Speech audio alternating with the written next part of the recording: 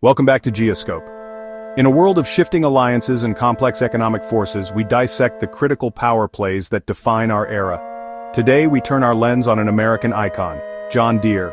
The name itself evokes images of the American heartland. For nearly 200 years, its iconic green and yellow machinery has been more than just equipment. It's been a symbol of American ingenuity, reliability, and the backbone of the nation's agricultural might.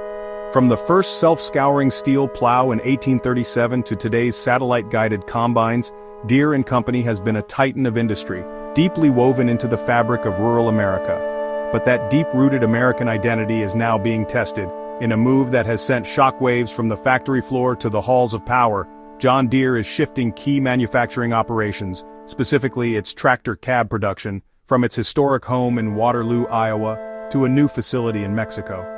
Hundreds of U.S. jobs are on the line, a decision the company says is necessary to remain competitive in a fierce global market. This decision isn't happening in a vacuum, it's igniting a firestorm of debate. On Wall Street, analysts watch the stock ticker weighing the benefits of lower labor costs against potential supply chain risks and brand damage.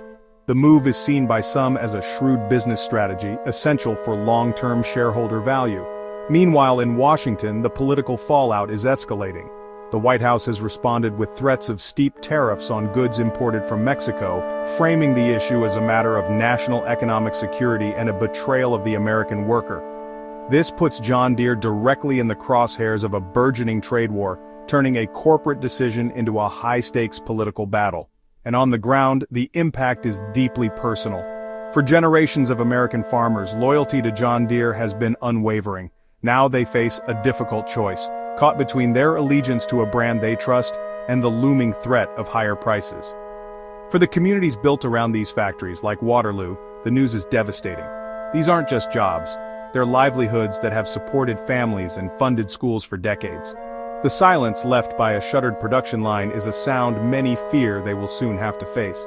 So is this simply the unavoidable reality of 21st century globalization, a painful but necessary step for an American giant to compete on the world stage? Or is it a turning point? A sign that the bond between corporate America and its home country is fracturing. The story of John Deere's move south is more than a story about tractors. It's a story about the future of American manufacturing, the fate of its heartland communities, and the very definition of what it means to be an American company today. We'll investigate all of it. For 185 years, the sight of green and yellow machinery was a portrait of American strength. John Deere wasn't just a company, it was a cornerstone of the heartland, a symbol of innovation and reliability forged in the very soil of the nation it helped feed. Its legacy was synonymous with U.S. farming itself, but in 2024 that legacy was rocked. The company announced plant closures that wiped out over 600 jobs in its historic core states, Iowa and Illinois. These weren't just numbers, they were livelihoods in communities like Moline, where generations had proudly built these iconic machines. The shockwave deepened when Deere confirmed that by 2025, another 287 jobs would follow, signaling a painful pivot. Why the sudden change? The answer lies in a perfect storm of economic pressures. Sales collapsed, plummeting 18% in just one quarter. Across the country, farmers, Deere's lifeblood, were hitting the brakes. They faced a brutal combination of soaring interest rates, which made equipment loans prohibitively expensive, and sinking crop prices that squeezed their profits to the bone. A $500,000 tractor, once a key investment, had become an unaffordable risk. The ripple effect was immediate. Dealerships became parking lots for unsold tractors. Warehouses, once hubs of activity, began overflowing with inventory that had nowhere to go. Faced with this glut, John Deere was forced to cut production. Then came the move that felt like the ultimate blow, relocating some manufacturing lines to a new facility in Mexico by 2026. It was a calculated business decision to lower costs and stay competitive in a tough global market. The reaction from Washington was furious, with politicians decrying the move as a betrayal of American workers. Former President Trump threatened a punitive 200% tariff, a protectionist wall designed to force production back onto U.S. soil. But this crisis exposes a deeper dilemma about the future of American manufacturing. Can a tariff truly shield an iconic company from relentless global market forces? Or is this a sign that even our most storied brands must adapt or risk being plowed under by the very changes shaping our world? The trade war is already burning Deere's balance sheet. Tariffs have cost the company $100 million this quarter alone, with $500 million in losses expected next year.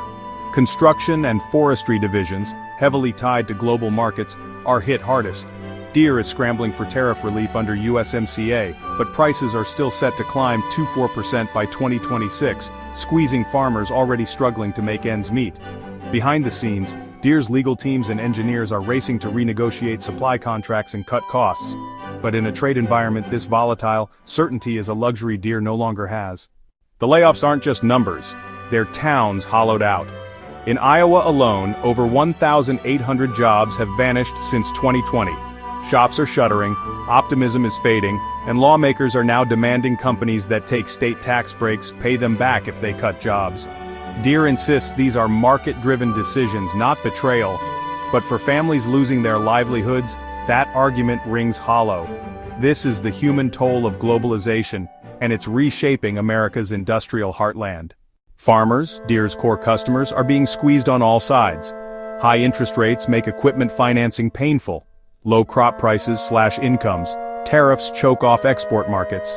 The result? Farmers are clinging to older machines, pushing off upgrades, and overwhelming repair shops. Parts shortages mean long delays, and dealerships are being crushed by slumping sales. What was once Deere's loyal base now feels abandoned.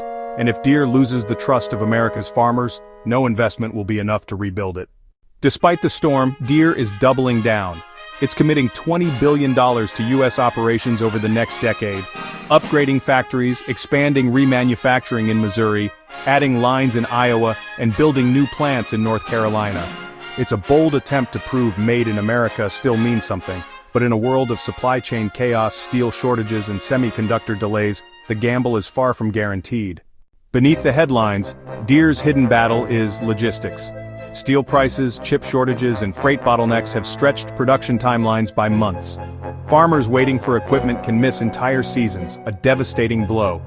Deere is trying to fix it, redrawing its production map, pushing for tariff exemptions, and even joining federal freight optimization programs. But the risks remain, and every delay chips away at confidence in the brand. The story of John Deere has reached a pivotal chapter, a genuine crossroads that will define not only its own future, but potentially that of American manufacturing itself. On one side of the ledger, the headwinds are fierce. The company is grappling with the painful reality of layoffs, the unpredictable cross-currents of international tariffs, and the chilling effect of shrinking global markets. Decades of offshoring have created fragile, sprawling supply chains, vulnerabilities laid bare by recent global shocks.